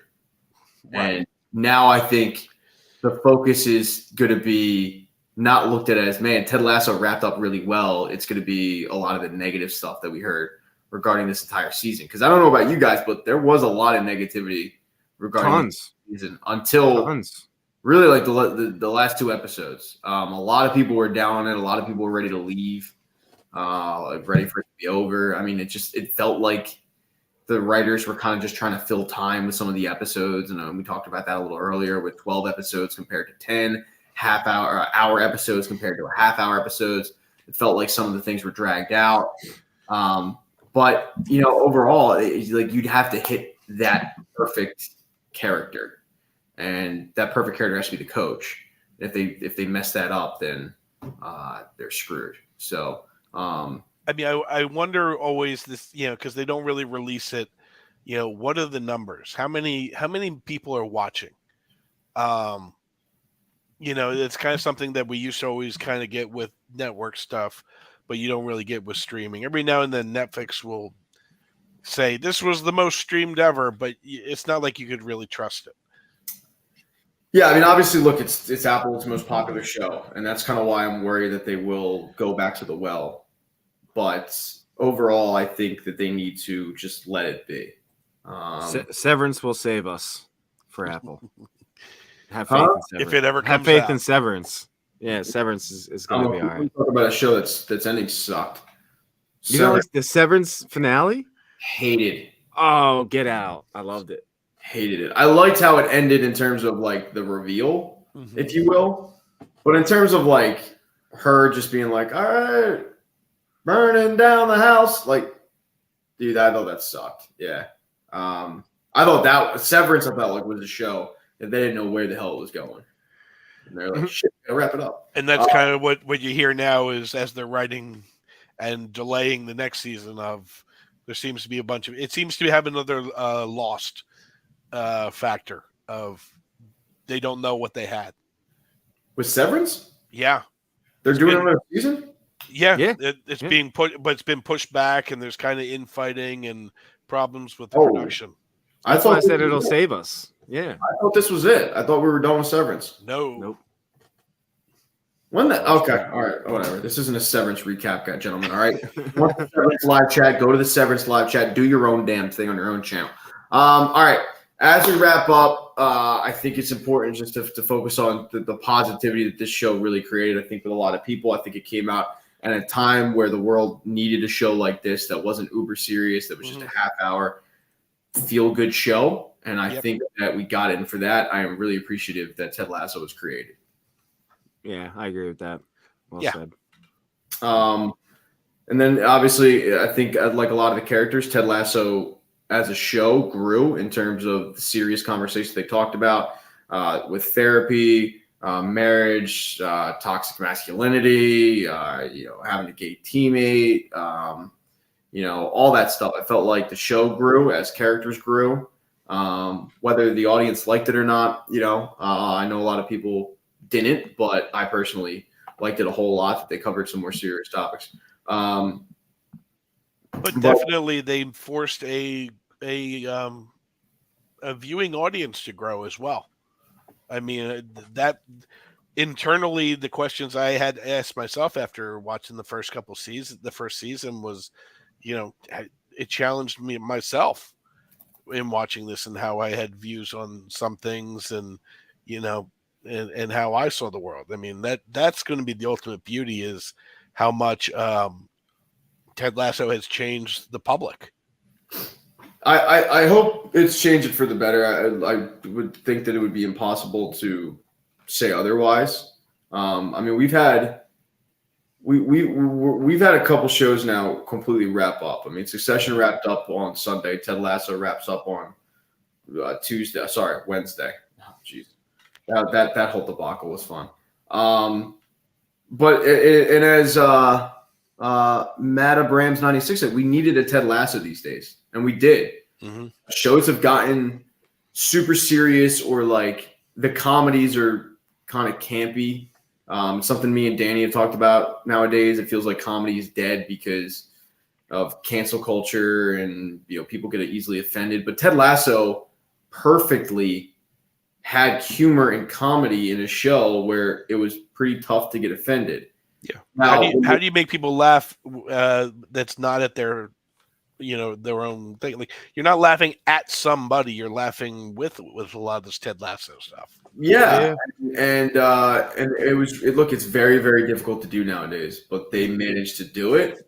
They pissed people off when they started doing serious topics, as we talked about. But in terms of the comedy factor and the feel good factor, like, it was there, and it was I think for Americans especially to see this storyline, and it was something I touched on probably an hour ago. This storyline of an American coach going over there, and it was the exact opposite of probably what a lot of writers would have done, the laziness.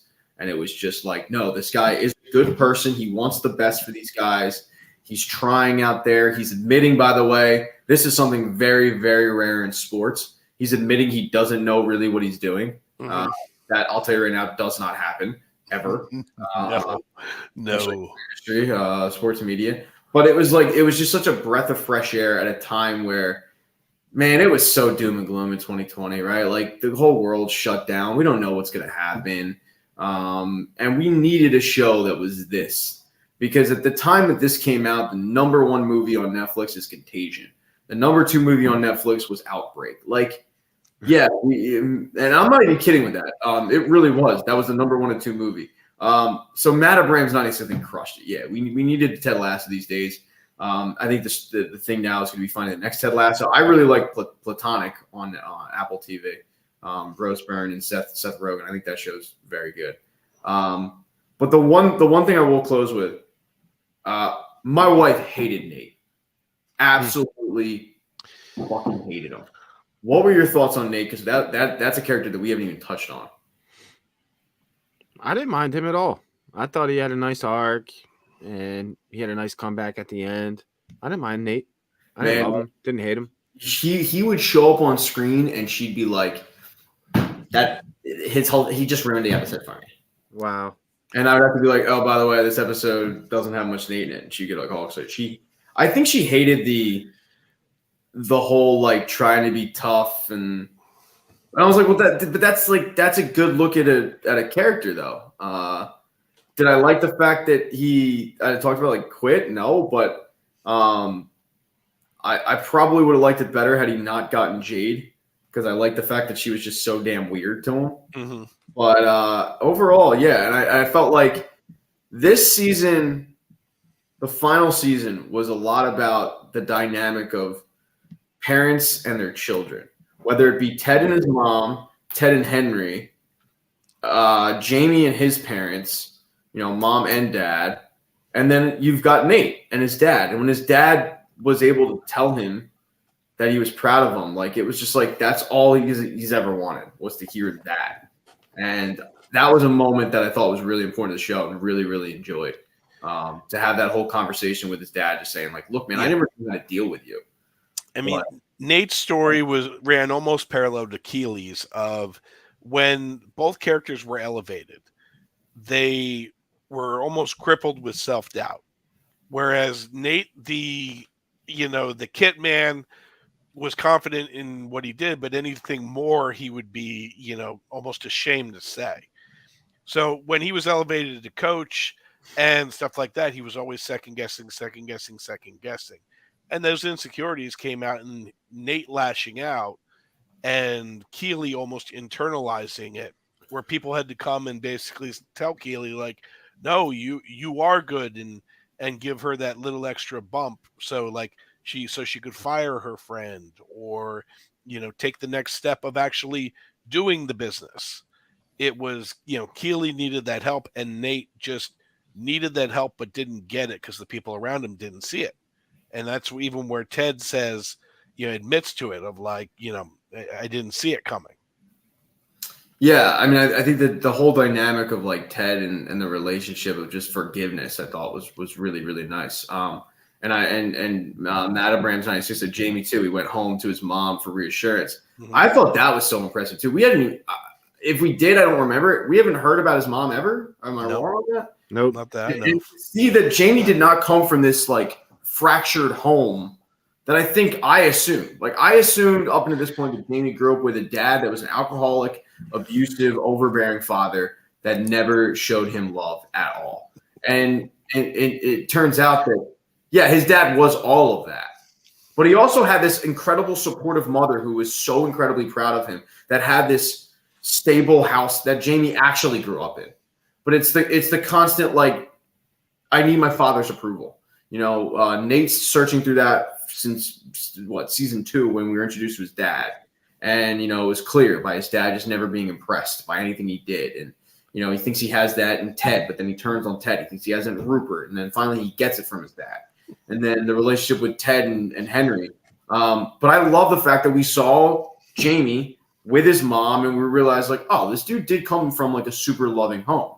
Mm-hmm. He just wanted the approval of a guy who was a complete asshole, and it ate him up. And eventually he gets the approval from Roy, and his dad ends up going to rehab, and they reconcile. But I thought the whole Roy arc with him too, of just sitting down right before they have the big blow up, but sitting down and being like, I'm proud of you. I think that went a long way. Is there a part in the series that either of you guys just think about that brings a smile to your face? Like, there's one this season that stood out for me, and it was Roy's birthday and him getting the gift from his niece of the shirt. It's you. It's red, orange, and yellow. Roy, and he has the tie-dye shirt. Like, it's something so cute and so just perfect that it brings a smile to my face just thinking about it. Are there anything like that you guys can recall from the entire series? Well, I think for this season, for me, it was, and they're I won't say they're Easter eggs, but it was just something you might not notice in the moment. Mm-hmm. But Danny Rojas would mimic everything Zava did. And when Zava comes in the locker room after a game and he's like going like this, you don't really notice it, but Danny Rojas is right behind him doing the same damn thing. And he's just a Zava impression. And I cracked up at it. I loved it. But a lot of the things that immediately come to mind aren't really humorous, but they're like they're moments like the speech of Ted saying, "You know what? No, it's not okay." And then he Right. goes through the whole speech of his buddy being a Broncos fan and equating it to that. I'm sitting there smiling, listening to it because I know where he's going with it. Right. I mean, I've had friends that are fans of different teams and living in Philly and all that, and yeah, it's like you're kind of on an island. You got to do it yourself, and I really like that. The moment that it was relief, but when Isaac goes over to Colin's house and you realize that Isaac wasn't being a dick to him because he's homophobic, he was being a dick to him because he just felt like I won't say betrayed as a friend, but like, dude, what the hell? I thought we were friends. That moment, Danny, you can go if you got some more. I'll think of some more for sure. Just one that made me really laugh at the end. I had to rewind because I was laughing so much. After Beard did his thing, faking the attack, whatever he was doing, and he gets taken off the plane, and then the stewardess goes up to Ted and goes, "Would you like to go to the hospital with your friend?" Like thinking it's like a serious thing, and he's like, "No, I don't think I will." And she just turns around. What an asshole! It's so funny. He's like dying, and you don't want to go to the hospital with him. It was so funny. That made me laugh, man. Yeah, there were a lot of those, like just like subtle. Even like Nate trying to do the whole like faux Diamond Dogs meeting, and it just blows up. Yeah. I was a big fan of that. Yeah, I mean, there were a lot of good moments where it just was a feel good moment. And I think that was the beauty of the show. Was at least once an episode, I was laughing about. There were very few episodes, I should say, that I was not laughing about something. But the moment this season that I probably laughed out loud the hardest, there were two, and they both had to do with Beard. We talked about it a little earlier. Piggy Stardust, like he just comes off and no one. It's just like, all right, that's Beard. Yep, nobody bats an eye. No, it's all right, that's him. Yeah, Piggy Stardust cracked me up, and then a loaf of meth. I stole a loaf of meth.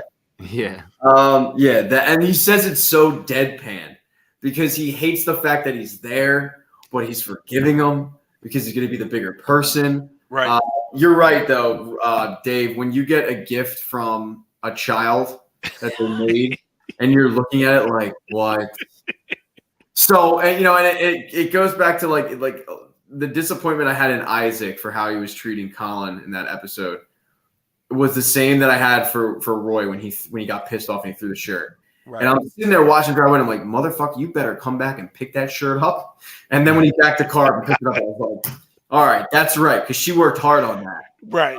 And I like the fact that and we didn't talk about it, the fact that he didn't end up with her teacher. I thought was going to happen. Yeah, I thought that was going to happen too, but Margaret, who's been really insightful in this chat, pointing out a lot of good things, including she said, let me read some of her stuff.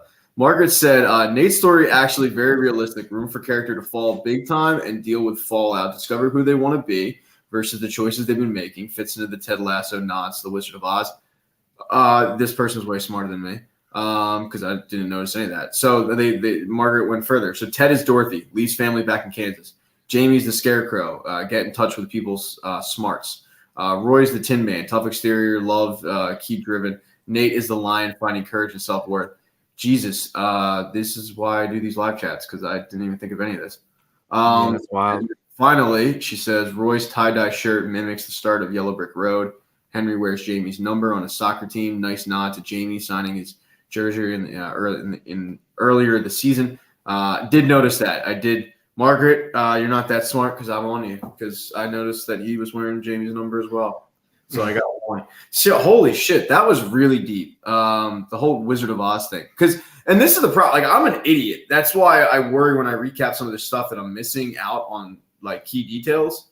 And that's an example. I'm just sitting there going like, oh, they have a Wizard of Oz pinball machine. That's cool.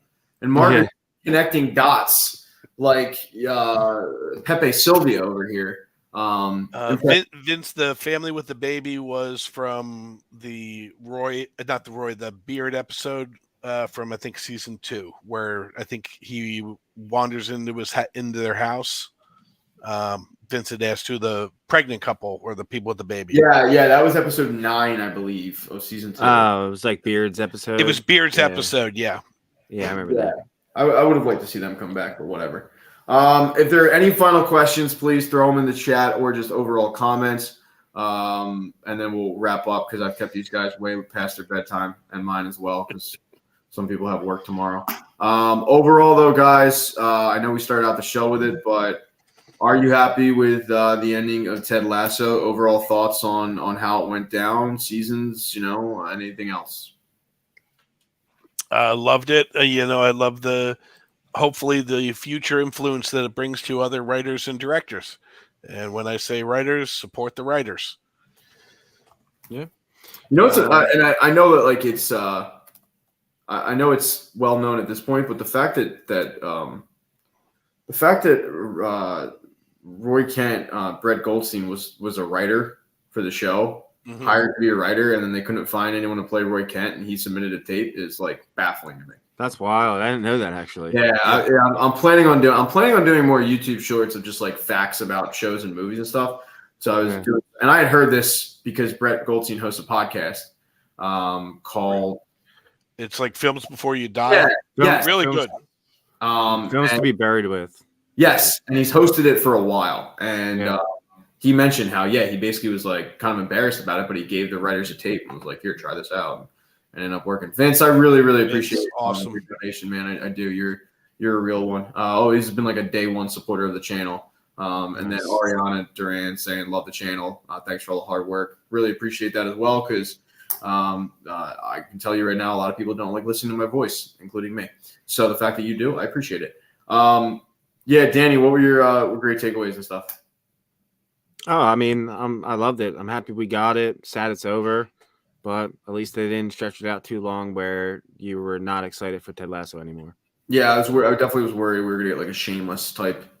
Yeah, that's good. So great, and like season 7, you're like, oh my god, Right. I can't deal with it anymore, and I didn't even finish it. I was out. So look, everybody, thank you so much for watching this, for bearing with. You all right there? Sorry, dude. Decorum. You have decorum in these chats. Thank you everybody for reaching this point of the video. Please subscribe. Hit thumbs up if you like to smash the thumbs down button if you thought it sucked.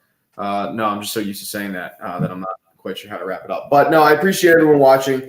Danny and Dave, thanks for joining me and making it so I don't have to talk to myself. Go ahead, plug your stuff, gentlemen. Go ahead. Scene Invaders podcast, YouTube channel. We're on all the social medias. We're doing a lot more YouTube lately. So yeah, Scene Invaders everywhere. That's it. Dave, you got anything? Same old. Hit us all up on Twitter if you have any additional questions, and listen to us in all our various mediums. Yeah, I can't truly suggest Scene Invaders enough. The podcast is really well done. Danny and me played hockey. Danny, it was a while ago. Yeah, I don't remember at this point. But it was probably at this point like 7 years ago. And it was before Jack was born. So Danny comes in one day. He knows that I like movies. We kind of bonded over that in the locker room.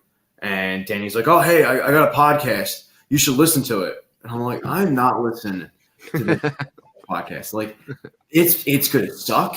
It's going to be trash. I'm not wasting my damn time." Danny kept that. "Oh, you really listen." 2 months later, I had nothing to do. I listened to the podcast. I was like, "It's really good." And the reason I'm on Scene Invaders is Pat retweeted about it one day, and that's how it all happened.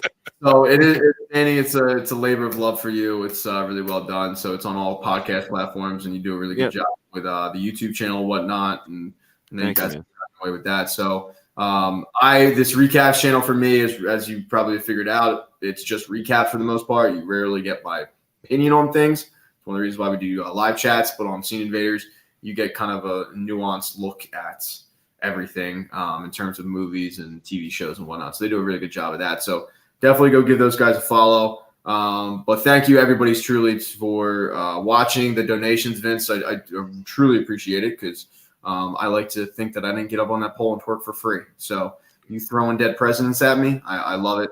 I have a Patreon if you guys want to do that, and I have T-shirts and mugs and stuff. I have many ways you guys can give me money. But if not, I just appreciate you guys watching. Gentlemen, I will talk to you. I don't know. I'll text you. All right. All right. We'll wait to text you back. Okay. All right, you guys. Later.